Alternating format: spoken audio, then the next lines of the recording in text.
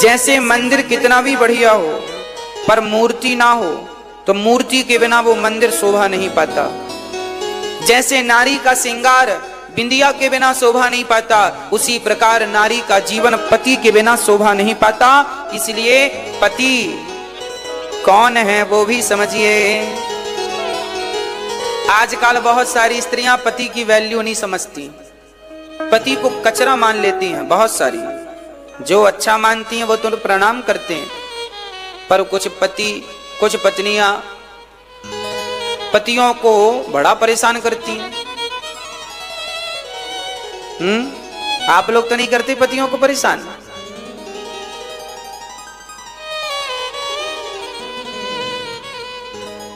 पति की आज्ञा ही नारी का धर्म है, पति की आज्ञा पालन ही नारी का धर्म है।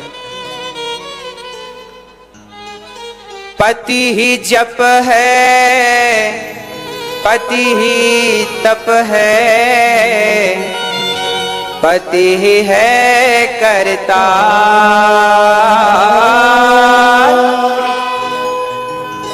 पति से ही पत इस तन की है, पति बिन विपति हजार सूना, पति बिना संसार।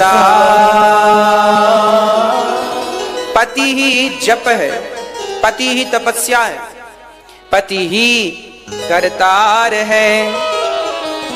एक पति व्रत रहे जगत में, सब व्रत हैं बेकार। बिन पति व्रत के नारी का तो जीवन है बेकार। सुना पति बिना संसार।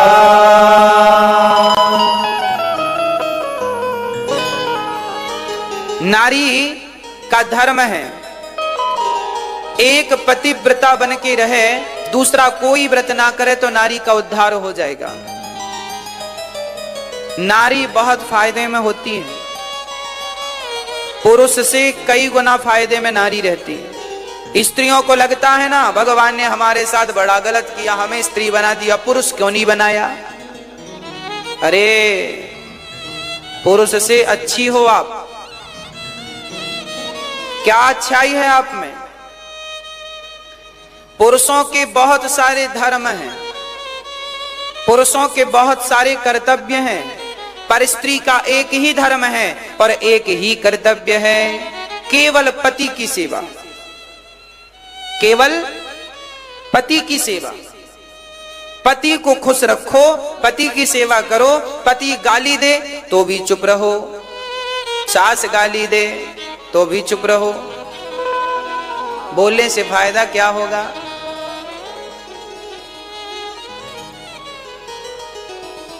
पुरुष को भी चाहिए कि नारी का सम्मान करे, आदर करे।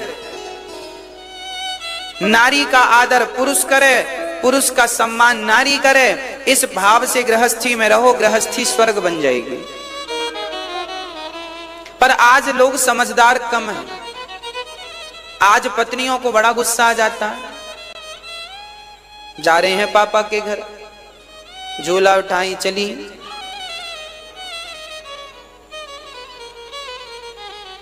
घर में हुई खटपट, चल पापा के घर पर। बात बात में पत्नियां झोला उठा लेती हैं, घर चली जाती हैं। बहुत सारी पत्नियां तो माँ बाप के घर ही रहती हैं, पति के साथ नहीं रहती, ससुराल में नहीं रहती, मायके में पड़ी हैं। और मम्मी भी अच्छी मिल गई है, हाँ बेटा यहीं रहो, क्या जरूरत है ससुराल जाने की? अरे जरूरत नहीं थी तो शादी क्यों किया? शादी क्यों की? जब ससुराल जाने की जरूरत ही नहीं थी तो शादी घर पे ही बिठा रखते बेटी को। अरे भाई थोड़ा सा सहनशील तो सबको ही बनना पड़ता है। किस घर में झगड़े नहीं होते एक घर का नाम बताओ? किस घर में लड़ाइयां नहीं होती एक घर का नाम बताओ? अरे लड़ाई झगड़े सबके घर होते हैं, पति पत्नी झगड़ा सबके घर करते हैं, पर लड़ झगड़ कर वो एक हो जाएंगे, तुम क्यों कूद रहे हो बीच में? माता पिता को, लड़की की मम्मी पापा को ना बीच में नहीं कूदना चाहिए ज्यादा।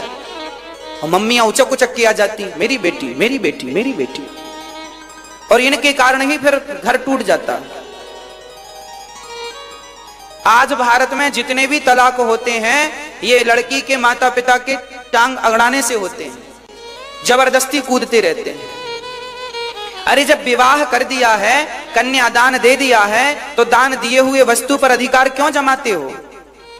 हाँ, तुम्हारी बेटी के साथ कोई अत्याचार हो रहा हो, ससुराल में अधिक अत्याचार हो रहा हो, बेटी अत्यधिक परेशान हो, तब तो फिर बोलना उचित है, पर छोटी छोटी बातों में माँ बाप का बोलना उचित नहीं है।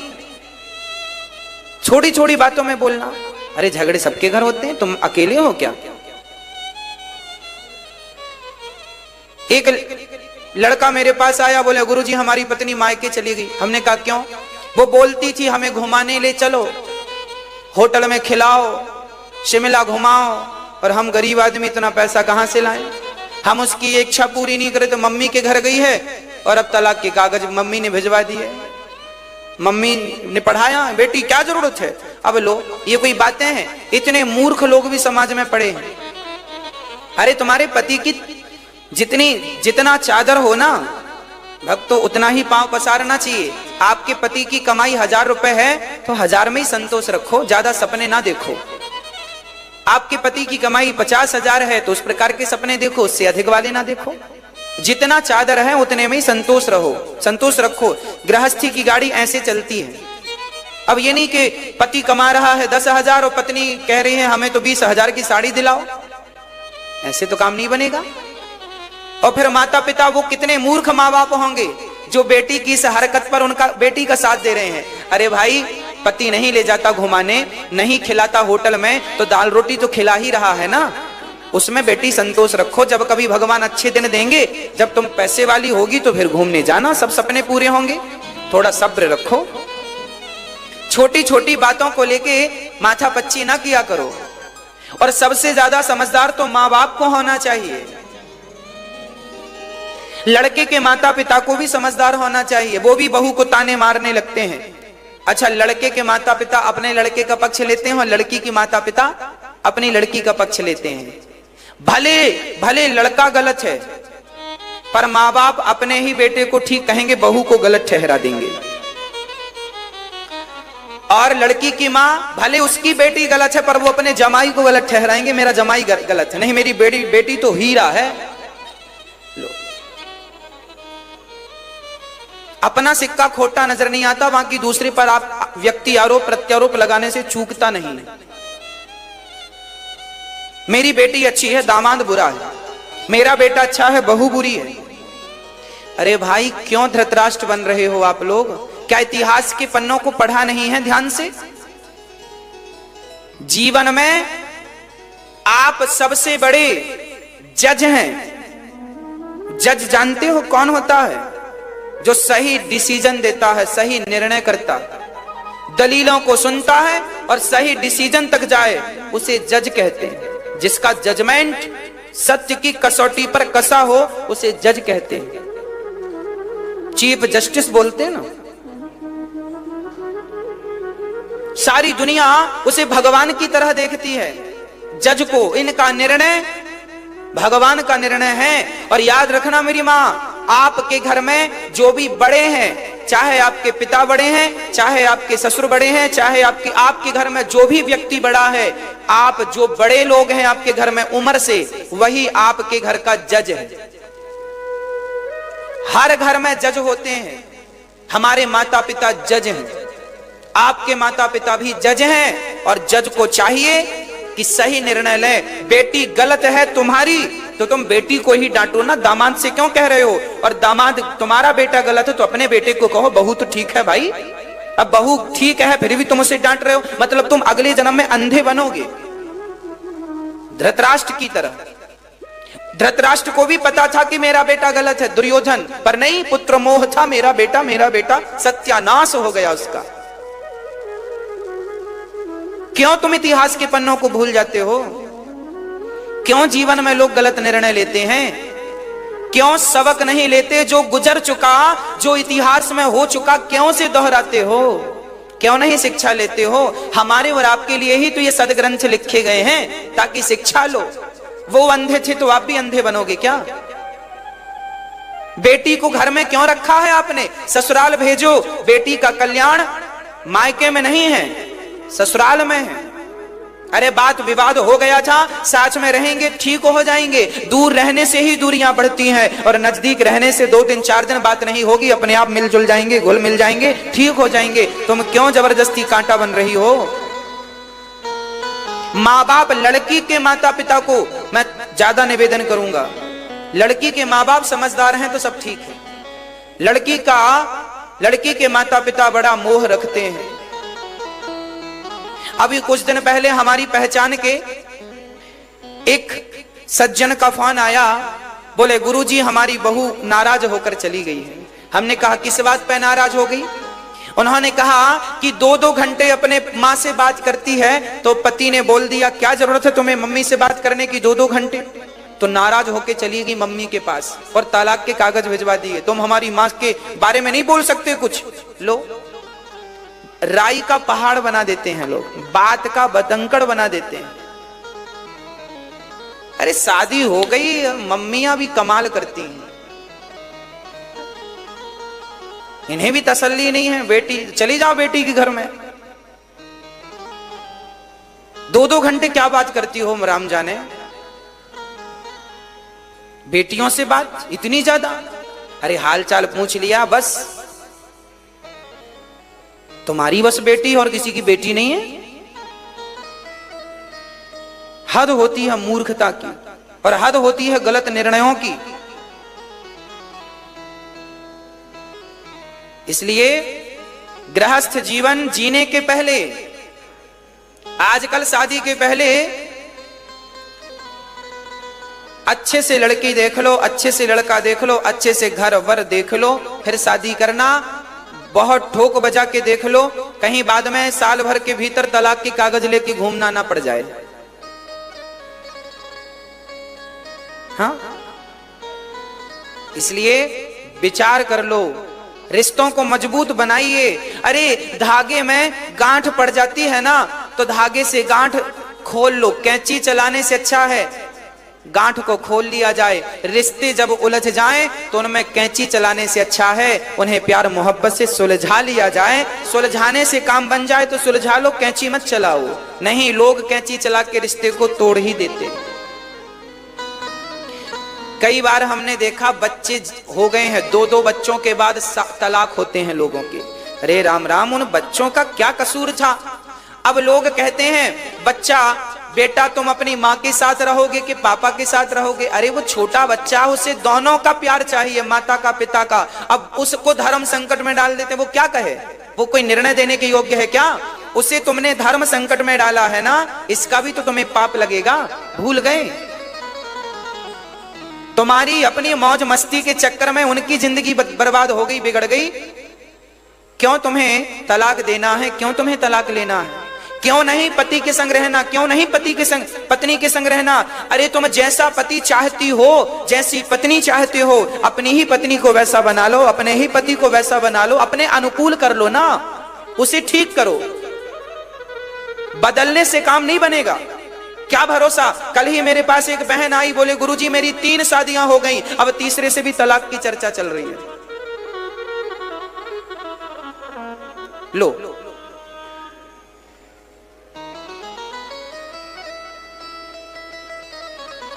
क्यों व्यक्ति इतना परेशान है पता नहीं।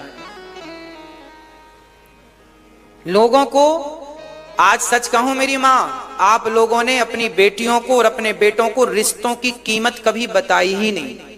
रिश्तों की वैल्यू कभी समझाई होती ना, तो ये रिश्ते कपड़ों की तरह लोग नहीं उतारते।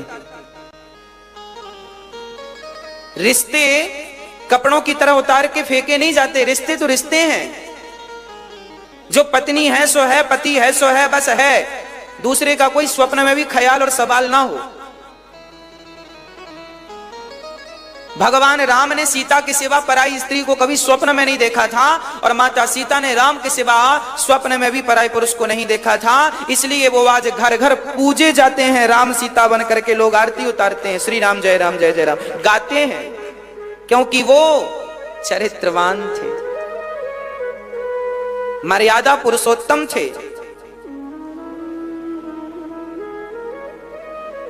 आप अपना घर कब राम की तरह बनाओगे, मुझे तो यही इंतजार है। आपके लिए मैं यही सोचता हूं कि कब आपके घर में प्यार बढ़ेगा, कब प्रेम बढ़ेगा। जिस घर में प्रेम की अधिकता होती है ना, उस घर में भगवान भी आना चाहते हैं कि भाई इस घर में प्रेम ज्यादा, मैं भी जाऊंगा। जहां जहां सुमति तहां, देखो शास्त्रों के वचनों पर ध्यान दिया करो। शास्त्र हम सबके माई बाप हैं, वो कभी गलत निर्णय नहीं देते। लिखा है जहां सुमति तहां संपत्ति नाना, जहां कुमति तहां विपत्ति निदाना। जहां एकता है, प्यार है, प्रेम है एक दूसरे के प्रति, वो घर स्वर्ग है। बहू अपनी सास के लिए साड़ियां खरीदे और सास अपनी बहू के लिए साड़ियां खरीदे। बड़ा भाई छोटे भाई के लिए कपड़े खरीदे और छोटा भाई बड़े भाई के लिए कपड़ा खरीदे। वाह, जहां जिठानी देवरानी के लिए शॉपिंग कर रही हो और देवरानी जिठानी के लिए शॉपिंग कर रही हो, हे भगवान इसी घर में जन्म देना, जहां ऐसा प्यार भरा हो एक दूसरों के प्रति, इसी घर में भेजना जहां लड़ाई झगड़े लड़ रहे हैं, झगड़ रहे हैं। इंसान से तो तुमने प्रेम करना सीखा नहीं, पत्थर की मूर्तियों से तुम क्या खाक प्रेम करोगे। इंसान में तुम्हें भगवान दिखे नहीं तो तुम कहां देखोगे। इसलिए भगवान राम भगवान कैसे बन गए, अपने रिश्तों को बाखूबी निभाकर राम भगवान बन गए। राम ने पुत्र का धर्म निभाया, राम ने पति का धर्म, पुत्र का धर्म निभाया। 14 साल का वनवास पिता ने कह दिया, माँ ने कह दिया, बिल्कुल बिना प्रश्न किए कि पिता ने, माँ ने तुमने हमें वनवास क्यों भेजा, बिना क्वेश्चन मार्क के भगवान तुरंत चल पड़े 14 साल के लिए नंगे पांव। ये पुत्र धर्म था। और रावण सीता मां को चुरा कर ले गया। उस रावण जैसे रावण दिग्गज से राम ने निहत्थे राम, जिनके पास सिर्फ एक धनुष था, पांव में जूते भी नहीं थे, वो राम ने रावण से पंगा ले लिया सीता के लिए। राम ने पूरे जीवन में क्या किया है बताओ, यही किया है राम ने कि वो पुत्र धर्म निभाए हैं, यही किया है राम ने कि वो पति धर्म निभाए हैं। जब आप अच्छे पुत्र बन जाएंगे, जब आप अच्छे पति बन जाएंगे तो समाज आपका सम्मान करेगी। वाह, जीवन हो तो ऐसा हो। अब मैं आपसे पूछता हूं कि आप क्या अच्छे हैं, क्या आप एक अच्छी पत्नी बन पाई, क्या आप एक अच्छी मां बन पाई। सीता एक अच्छी पत्नी भी है और एक अच्छी मां भी है। सीता को राम ने जब सीता का त्याग कर दिया, अच्छा मुझे एक दिन कहना था आपसे, निकल गई बात, आज मैं आपसे कह देता हूं। भगवान राम ने सीता को वनवास भेजा क्यों। राम ने गलत किया सीता के संग कि सही किया, बोलो हां या ना, सही बोलना। राम ने गलत किया कि सही किया, क्या किया। देखने में तो यही लगता है कि राम ने सीता के साथ गलत किया, देखने में तो गलत लगता ना, हमें तो गलत लगता है। भाई हमारी माँ है ना सीता, और हमारी माँ सीता जो कमल की पंखुड़ी पर चलती तो उन्हें छाले पड़ जाते थे, उन्हें राम ने भला क्यों निकाल दिया घर से। एक धोबी ने कह दिया, एक धोबी के कहने से कोई अपनी पत्नी को घर से निकालता। तो क्या राम जी ऐसे पुरुष थे। देखने से लगता है कि राम जी सीता से प्रेम नहीं करते, करते होते तो घर से थोड़ी निकालते। आओ जरा इसको गहराई से समझते हैं। राम ने सीता को घर से क्यों निकाला, क्यों, क्या मजबूरी थी राम की। आज हम राम की मजबूरी के बारे में आपसे चर्चा करेंगे और आप भी समझने का प्रयास कीजिएगा। राम की मजबूरी, आज हम राम की तरफ से बोल रहे हैं, भगवान राम की तरफ से।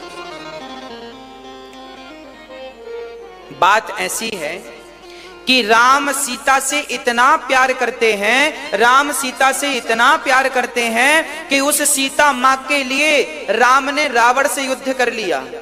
राम सीता से प्यार करते हैं, इनके प्यार में कोई डाउट नहीं है। यदि प्यार ना करते तो रावण चुरा कर ले गया था, राम क्यों रावण से लड़ते, दूसरी शादी ना कर लेते। राजा थे, मरती थी सुपड़खा जैसी स्त्रियां, सूर्पनखा जैसी। क्या राम का विवाह नहीं हो सकता था? हो सकता था, पर राम ने विवाह नहीं किया क्योंकि वो एक पत्नी व्रता है। रावण ले गया तो रावण को मारकर सीता को लेकर आए। राम प्यार करते हैं सीता से, इसलिए रावण से पंगा लेकर आए और राम जी अयोध्या में अपने बगल में बिठाते हैं राम राजा, सिया जी रानी। तभी धोबी केवल बहाना है, केवल धोबी नहीं, अयोध्या की सारी प्रजा में कानाफूसी चालू हो गई थी। सुनना जरा मेरी बात को गंभीरता से। धोबी केवल नाम, मैं धोबी के बारे में ना कहूं, पूरी अयोध्या में कानाफूसी चल रही थी कि राम ने सीता को ले आए। वो तो रावण के घर थी। अयोध्या के लोगों ने राम को राजा के रूप में स्वीकार तो कर लिया, पर राम ने भी अपनी पत्नी के रूप में स्वीकार किया, तब तो सिंहासन पर बिठा ले। पर अयोध्या की प्रजा माता सीता को अपनी महारानी के रूप में स्वीकार नहीं करते।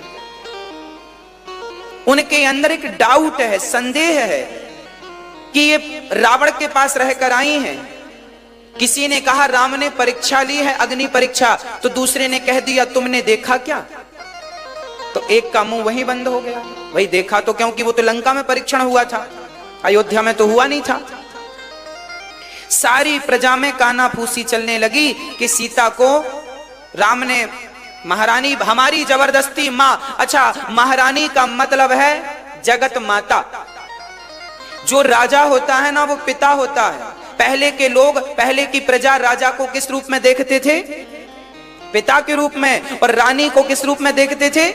मां के रूप में। तो अयोध्या के लोग राम को तो पिता के रूप में देखते थे क्योंकि राजा थे, पर सीता को मां के रूप में प्रजा नहीं देखना चाहती थी, क्योंकि उन्हें संदेह था कि ये रावण के पास रहकर आई। ये सारी प्रजा की हालत थी अयोध्या की। तब राम ने क्या किया? तब राम ने सीता से बात की। सीता देखो, बात ऐसी है, समाज में ऐसी चर्चाएं चल रही हैं, और ये जो अयोध्या का सिंहासन है, ये बड़ा पवित्र सिंहासन है। यहां सुलझा हुआ व्यक्ति बैठता है और मैं तो उलझ गया, मैं तो उलझ गया। अब मैं पत्नी का पक्ष लूं कि प्रजा का पक्ष लूं?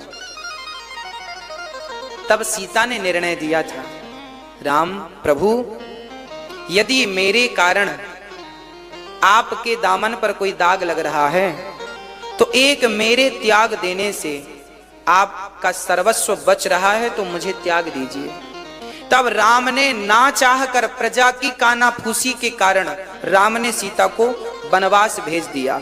इससे क्या सिद्ध हुआ? इससे यह सिद्ध हुआ कि राम अपनी प्रजा से इतना प्यार करते थे, जितना प्यार सीता से करते थे उससे ज्यादा प्यार राम जी अपनी प्रजा से करते थे। प्रजा के लिए राम ने सीता का त्याग किया है। जो राजा अपनी प्रजा से इतना प्यार करता हो कि अपनी उस पत्नी का त्याग कर दे जिस पत्नी के लिए रावण से पंगा ले लिया, तो क्या यह राजा गलत था? अब आपका निर्णय। क्या प्रजा से प्रेम दिखाकर राम ने, क्या प्रजा के सीता से ऊपर राम ने प्रजा को रखा है? पत्नी से ऊपर राम ने प्रजा को रखा है। और जो राजा अपनी प्रजा से इतना प्यार करता हो, क्या वो राजा गलत है? इसलिए आज तक राम के बाद हजारों लोग राजा बने, पर लोग किसी और राजा की कामना नहीं करते, सिर्फ राम राज्य की कामना करते हैं, क्योंकि राम अपनी प्रजा को अपनी पत्नी से ज्यादा महत्व देते थे। अब आप ही बताइए कि राम सही थे या गलत थे?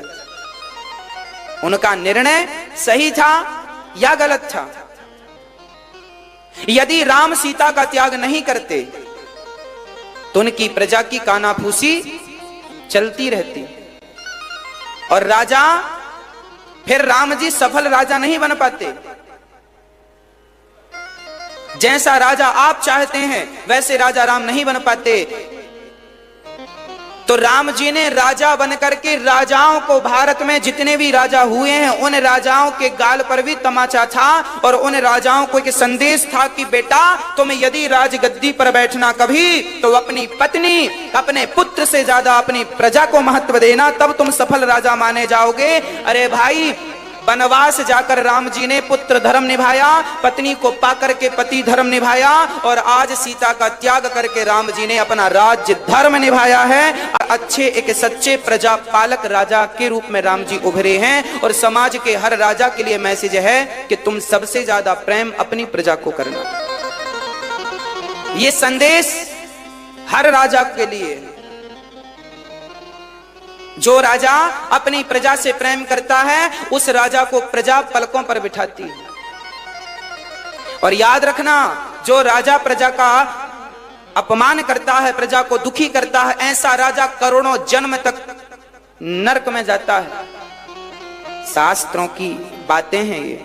चलिए, सीता के त्याग की एक दूसरी चर्चा भी पद्म पुराण में मिलती है। राम ने सीता का त्याग क्यों किया, इसके पीछे एक कारण और है जो पद्म पुराण में हमने पढ़ा है। जब सीता जी छोटी सी थी तो एक दिन अपने सखियों के साथ वो बगीचे में गईं।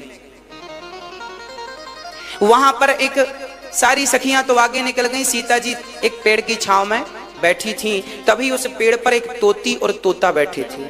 वो तोती तोता आपस में राम कथा सुना रहे थे। राम जी ऐसे हैं, राम जी अवतार लिए हैं, वो सीता के संग विवाह होगा। सीता जी बोली, ये तोती तो मेरी कथा सुना रही है। तो सीता जी ने चुपके से जाकर उस तोती को पकड़ लिया और सोने के पिंजरे में डाल दिया। तोती ने कहा, सीता हमें छोड़ दो, हमें छोड़ दो, हमें छोड़ दो, हम गर्भवती हैं, हमें छोड़ दो। सीता ने कहा, हम तुम्हें सोने के में पिंजरे में रखेंगे, 56 भोग खवाएंगे, पर रहोगी हमारे संग। तोती को लेकर गई। तोती ने बड़ी प्रार्थनाएं करी, बहन छोड़ दो, तुम भी नारी हो, मैं भी स्त्री हूं, मादा हूं, मुझे छोड़ दो, मैं गर्भवती हूं। सीता को दया नहीं आई और वो तोती बेचारी तड़प तड़प कर पिंजरे में अपने पति तोते के लिए तड़पती। वो तोता भी खिड़की के पास आकर बैठता और तोती से बात करता, पर वो तोती तोता तो पिंजरे से थोड़ी वो निकल पाते अपने मन से। तो तोती बेचारी मर गई, वो गर्भवती थी। तोती ने कहा, मेरे पति की मुझे अभी बहुत जरूरत है, मुझे मेरे पति के साथ रहने दो।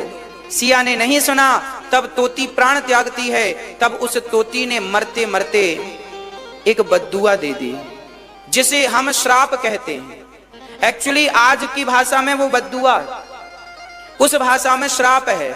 उस तोती के अंदर से बद्दुआ निकली, सीता जैसे गर्भावस्था में तूने मेरे पति से मुझे दूर किया, जब तू गर्भवती होगी तो तेरे पति भी तुझे अपने से दूर कर देंगे। ये सीता को श्राप था। ये बात पद्म पुराण में लिखी है, प्रामाणिक बात है। तो सीता जी को उस तोती का श्राप था जो बचपन में उन्हें मिला था, और उसी श्राप के कारण उन्हें आज गर्भावस्था में घर छोड़कर जाना पड़ा। तो दोषी ना राम थे ना प्रजा थे, बल्कि स्वयं दोषी सीता के बचपन का वो अपराध था। को ना काहू को सुख दुख कर दाता, निज कृत कर्म भोग सब भ्राता। कोई किसी को सुख नहीं देता, कोई किसी को दुख नहीं देता। इसलिए कभी भी पति का त्याग नहीं करना चाहिए। सदा नारी का परम कर्तव्य है। पिता देखो, रामचरितमानस में हर संबंध के बारे में, आप अच्छी पत्नी बनो। सिया अच्छी माँ भी थी, लव कुश को जन्म दिया, और क्या संस्कार दिया उन्होंने अपने बेटे से ये नहीं कहा, आप यदि होती तो शायद ये कहती, सुनो रो रो के तेरे पिता ने हमें घर से निकाल दिया, अब तुम बड़े होके बदला लेना। ये सिखाती आज की मां। पर धन्य है, जब राम ने सीता का त्याग किया तो सीता जी गंगा के तट पर पहुंची। तो वहां पर किसी ने सीता से कहा, सीता तेरे पति ने तुझे घर से निकाल दिया, गंगा मैया से कहो कि हे गंगा मैया, अब की बार ऐसा पति ना देना, राम जैसा पति कभी मत मांगना। सिया देखो तुम्हें गर्भावस्था में त्याग दिया। तब सीता ने उसके मुंह में हाथ रख लिया, बहन क्या कह रही हो। तब सीता ने गंगा मां से कहा, हे मां, जितनी बार मेरा धरती में जन्म हो उतनी बार मेरे पति मेरे राम ही बने, ये वरदान सीता माँ ने मांगा। पति ने भले निकाल दिया, पर धन्य है वो माँ सीता जो पति राम का त्याग नहीं करती। ये संस्कार पत्नी हो तो ऐसी।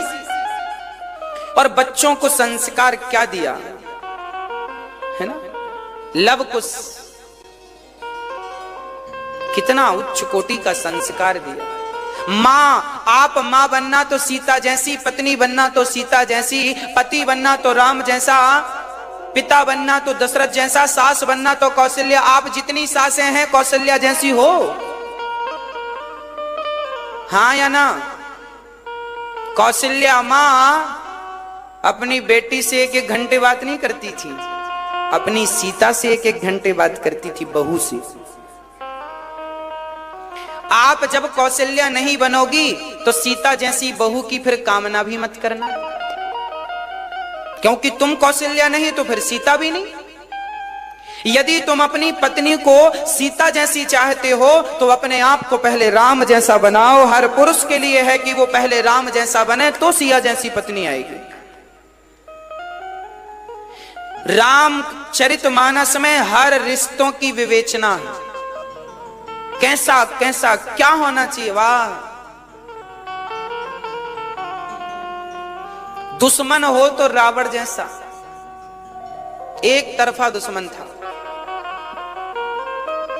लोग कहते जरूर हैं रावण गलत था, पर मुझे नहीं लगता कि रावण गलत था। रावण ने सीता को चुराया था, पर रावण ने गलत नियत से नहीं चुराया था। रावण अपनी लंका के लोगों का कल्याण कराना चाहता था, राम के हाथों सबको मरवाना चाहता था ताकि सबका उद्धार हो जाए। सब तो भजन कर नहीं सकते, तो रावण ने जान करके पंगा लिया है। और रावण के यहां लगभग 11.5 महीने सीता जी थी, और जब राम ने परीक्षा ली तो सीता उस परीक्षा में पास हो गई। अग्नि ने जलाया नहीं, सीता के चरित्र की परीक्षा ली ना, वैसे परीक्षा नहीं थी वो। जब रावण को मार दिया राम ने और सीता जी आई तो अग्नि परीक्षा ली। एक्चुअली वो अग्नि परीक्षा नहीं थी, क्योंकि रामचरितमानस में लिखा है कि राम ने एक दिन सीता से कहा, सीता तुम अग्नि में वास करो, हम निशाचरों का नाश करते हैं। हाँ, तो सीता जी अग्नि में वास करने, असली सीता को तो रावण टच भी नहीं कर पाता, टच करता तो मर जाता। वो जो सीता रावण ने चुराई थी वो सीता नहीं, सीता की केवल परछाई मात्र, सामान्य शरीर था, उस सीता को रावण ले गया। सीता असली कहां थी? बोले अग्नि में उनको वास दे दिया था, अग्नि में बिठा दिया था राम ने। और जब रावण मरा तो राम ने अग्नि परीक्षा ली, परीक्षा नहीं थी वो जो सीता जी अग्नि में थी, बल्कि अग्नि में जो सीता बैठी थी ये तो सीता माता की वापसी थी, वापसी थी। पर लोग कहते हैं राम ने परीक्षा ली। चलो चलो मान लेते हैं थोड़ी देर के लिए कि राम ने परीक्षा ली, पर उस परीक्षा को इसलिए ली ताकि राम को तो विश्वास था कि मेरी पत्नी बढ़िया है, पर समाज को भी तो विश्वास दिलाना था। परीक्षा लेने के बाद भी तो अयोध्या वासियों का मुंह नहीं बंद हुआ, और ना लेते तो राम जाने क्या करते। ये तो 4 दिन भी सीता को घर में ना रहने देते। इसलिए सीता की परीक्षा ली तो सीता मां पवित्र थी। रावण के घर 11.5 महीने सीता जी रहीं और वहां से पवित्र लौटी हैं। इसका अर्थ यह है, पहले की सीता तो रावण के घर में भी सुरक्षित रहा करती थी, आज की सीता तो गली मोहल्ले चौराहे में सुरक्षित नहीं है। बेटियां घर से निकलती हैं तो माँ बाप को डर बना रहता है सुरक्षित घर आएगी कि नहीं, क्योंकि तब तो एक ही रावण था जो कि लंका में रहता था, अब तो घर घर रावण पाए जाते हैं। इतने राम कहां से लाऊं, कलयुग बैठा मार कुंडली जाऊं तो मैं कहां जाऊं, हर घर में अब रावण बैठा, इतने राम कहां से लाऊं।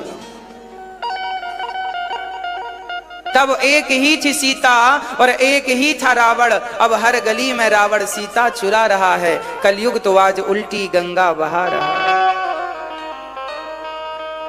इसलिए नारी को चाहिए कि आप अपने पति की सेवा करें। क्या करें मेरी मां? पति की सेवा करें, तन मन धन से पति के चरणों में समर्पण हो। समर्पण। और पति को चाहिए कि वो अपनी पत्नी का ख्याल रखे जैसे राम सीता का ख्याल रखते थे।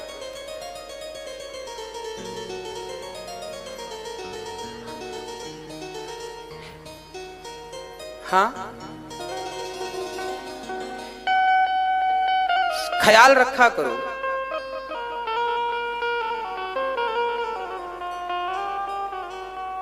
हाँ,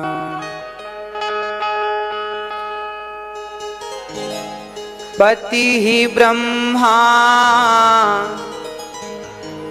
पति ही विष्णु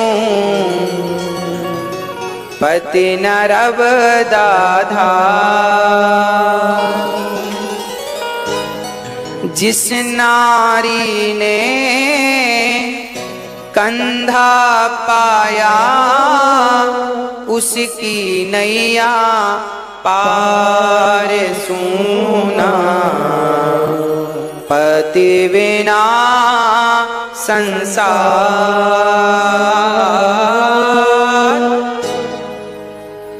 पति ब्रह्मा पति विष्णु पति नर्मदाधार। तो आज से हमारी माताएं पतिव्रता बनेंगी। क्या बनेंगी? पतिव्रता। पति गाली दे, बोलो मत। देखो, गाली गलौच करने से कोई फायदा नहीं, झगड़ा करने से कोई फायदा नहीं। पति गाली दिया करे, बोला मत करो, ठीक हो जाएगा। शादी के बाद ना शादी के बाद जो 5 साल होते हैं ना शादी के, शादी आज हुई, आज से लेके 5 साल तक दोनों को, पति पत्नी को बहुत सावधान रहना चाहिए, क्योंकि दोनों का खून नया है। दोनों एक दूसरे को समझेंगे। भाई, आप एक जगह से पेड़ उखाड़ कर दूसरी जगह पे रखो ना, तो उसे भी उस वातावरण को समझने के लिए 10 दिन लग जाते हैं। तो एक स्त्री आई है अपने माँ बाप को छोड़ के, वो ठाट बाट से रहती थी, कोई काम धाम करती नहीं है, और यहाँ अब सासू माँ ने कहा सारे बर्तन धो, तो थोड़ा गुस्सा तो आएगी। मैं तो आपके घर बड़ी बेटी बन के। अच्छा, ससुराल जाने के बाद ना लड़की को यही लगता है मैं तो बड़े बाप की बेटी हूं, मैंने तो कुछ किया नहीं। साल भर तो उसे यही लगता है मैंने कुछ किए नहीं। साल भर तो इसी में चले जाते हैं, और फिर वो करती धरती है नहीं, तो फिर पति गुस्सा करता है, सास गुस्सा करती है, तो खींचातानी होती है, भाग जाती है। ये जो 5 साल संभाल लिया आपने शादी के बाद, तो मैं विश्वास दिलाता हूं कि आपकी जिंदगी बहुत सुखमय होगी। ये 5 साल तुमने बहुत संभाल के रखा, तो ये शादी के 5 साल तक बहुत समझने की जरूरत होती है। पति पत्नी को समझे, पत्नी पति को समझे। इसलिए कहता हूं शादी के पहले कथा सुन लिया करो, हम सब बता देंगे आपको। हाँ, एक व्यक्ति गया गुरुजी के पास, गुरुजी शादी करें कि ना करें? गुरुजी बोले कर लो। चेला बोला गुरुजी ना करें तो गुरुजी बोले बैठो। फिर गुरुजी ने अपनी पत्नी से कहा, सुनती हो भाग्यवान, जरा 2 गिलास दूध लेके आओ, शक्कर ज्यादा घोलना। वो दूध तो लाई पर नमक घोल के ले आई। गुरुजी ने 1 गिलास पी लिया, खारा दूध उसे पिलाया, वो थू करके थूक दिया। कोई खारा दूध पीता है क्या?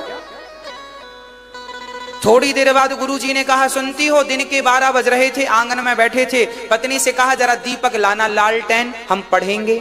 चेले को लगा गुरुजी पागल है, जाने लगा। गुरुजी बोले कहां जा रहा है? बोले हम पूछने आए थे शादी करें कि ना करें। आप तो पागल हो, दोनों पति पत्नी।